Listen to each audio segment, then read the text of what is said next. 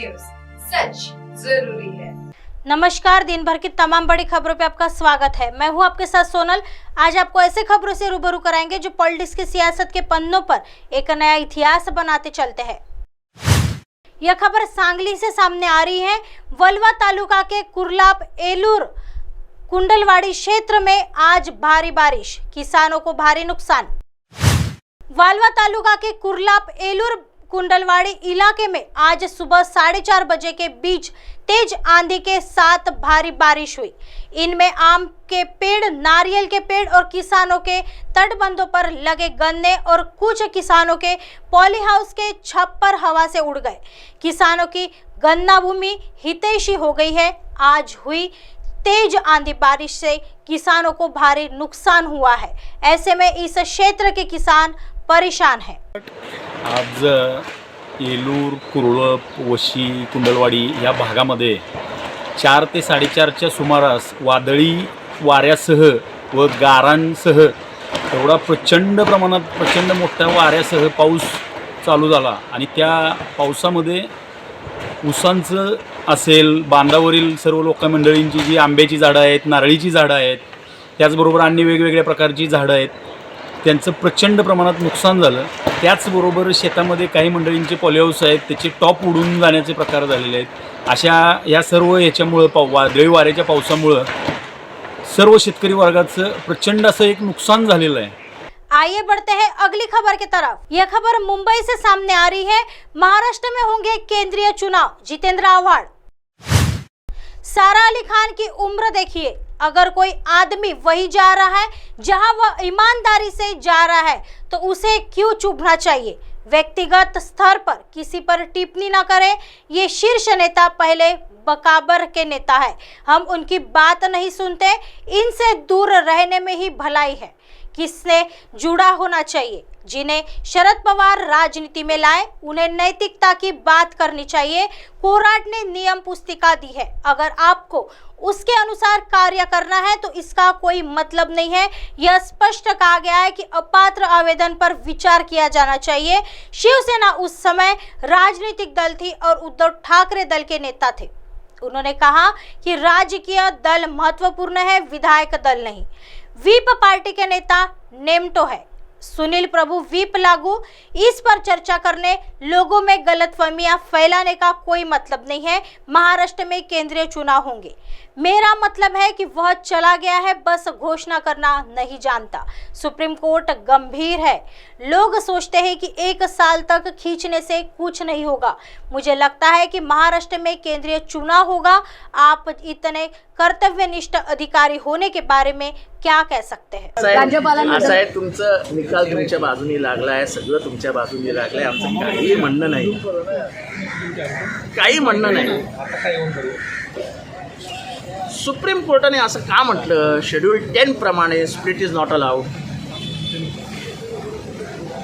जर split allowed झालं तर शेड्यूल 10चा गाभाच निघून जाईल, असं का म्हटलं सुप्रीम कोर्टाने। हे वाद घालून उगाच गोंधळ टाकायचं नाही आहे। आज माझ्या अंदाजाने आज शिवसेनेचे हे गेले पण अर्ज दिले पण आहेत वाटतं, एक सांगायचं। आणि एक लक्षात घ्या, सुप्रीम कोर्ट फार सिरियस आहे। दिल्लीमध्ये जे त्यांनी निकाल दिला आहे दिल्लीच्या बाजूने, त्याबाबत केंद्र सरकार भूमिका घेत नाही असं जेव्हा दिल्ली सरकारने जाऊन आज कोर्टात सांगितलं, तेव्हा कोर्टाने सांगितलं इमिजिएट हिअरिंग। तेव्हा हे जे लोकांना वाटतंय ना, ते वर्षभर खेचतील आणि 2 वर्ष खेचतील, काही खेचतारी होणार नाही। बघा मजा काय येते। आता राजकारण खूप बदलत जाईल आणि महाराष्ट्रामध्ये माझ्या अंदाज, माझं वैयक्तिक मत आहे, मिड टर्म पोल येणार। राज्यपालांवरती ज्या प्रकारे ताशेरे ओढले गेले,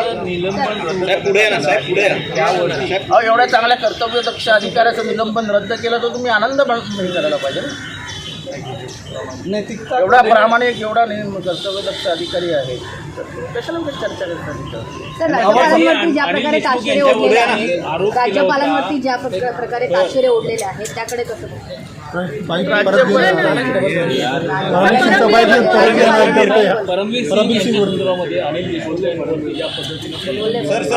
कर्तव्यदक्ष अधिकाऱ्यावर मला का बोलायला लावतंय।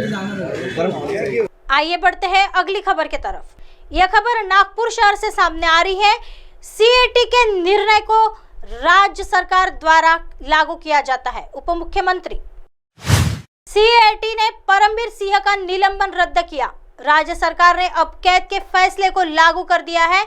सीएटी ने एक फैसला दिया जिसमें उसने परमवीर सिंह की विभागीय जांच को गलत बताते हुए बंद करने का फैसला KIA.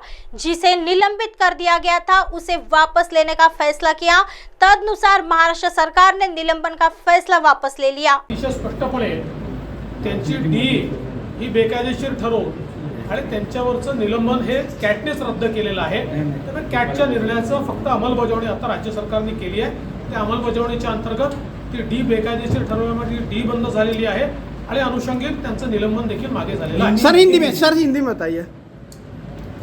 Central administrative tribunal cat इन्होंने एक निर्णय दिया जिस निर्णय के तहत श्री परमवीर सिंह इनकी जो डिपार्टमेंटल इंक्वायरी थी उसको गलत करार देते हुए उसको बंद करने का निर्णय ये कैट के माध्यम से आया और उसके साथ साथ एक उसके इफेक्ट के रूप में उन्हें जो निलंबित किया गया था उसको भी गलत साबित करते हुए उनका निलंबन भी वापस लेने के आदेश ये सेंट्रल एडमिनिस्ट्रेटिव ट्राइब्यूनल ने दिए हैं। उसी के अनुसार ये निर्णय लिया गया। आइए बढ़ते हैं अगली खबर की तरफ। यह खबर जलगांव से सामने आ रही है। भाजपा की अगर प्रबंधक से जलगांव से चोपड़ा के लिए रात्रिकालीन बस शुरू करने की मांग। रात 8 बजे चोपड़ा नगर आगर बस चोपड़ा से जलगांव के लिए रवाना हो रही थी। वह रात 10 बजे जलगांव से चोपड़ा आ रही थी। इस बस से चोपड़ा आने वाले यात्री रात 10 बजे तक जलगांव पहुंचने का प्रयास करते थे और 10 बजे चोपड़ा बस द्वारा अपने आवास पहुंच जाते थे।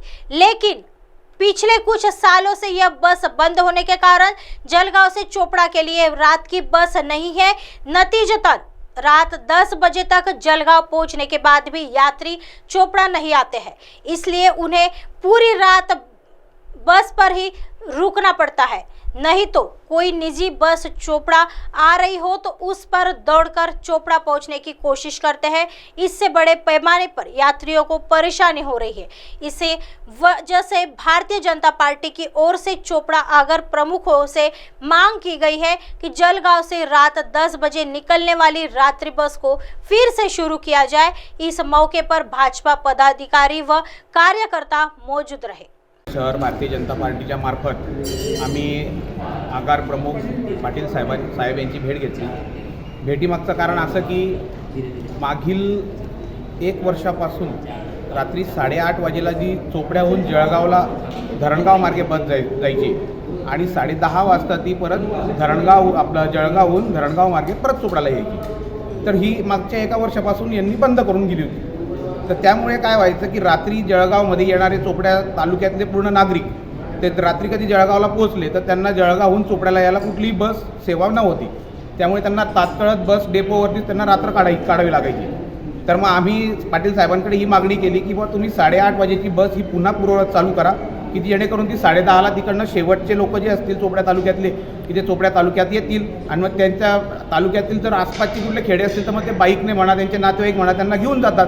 पण मग जळगावहून चोपड्याला यायला त्यांना साधन राहत नाही। त्यामुळे त्यांना पूर्ण रात्रभर तिथे जळगावमध्ये राहावं लागायचं। तर त्यामुळे आम्ही पाटील साहेबांना ही विनंती केली की ही बस पूर्ववत चालू ठेवावी तुम्ही आणि त्यांनी आमच्या विनंतीला मान दिला आहे। त्यांनी सांगितलं की 2 दिवसात किंवा 3 दिवसात मी ही बस सेवा पुन्हा पूर्ववत चालू करतो आणि पहिल्यांदा आम्ही त्यांना भेटलो आणि त्यांनी आमच्या विनंतीला मान दिला। त्यामुळे त्यांची धन्यवाद। अब आप हमारे चैनल को आपके मोबाइल पर भी देख सकते हैं। मोबाइल ऐप पर देखने के लिए प्ले स्टोर से MNS news TV apps download करें।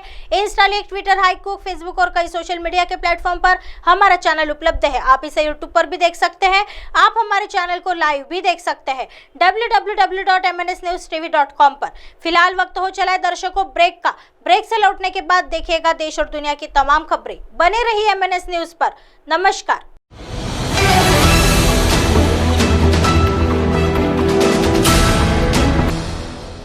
ये है MNS न्यूज नेटवर्क और आप देख रहे हैं MNS न्यूज।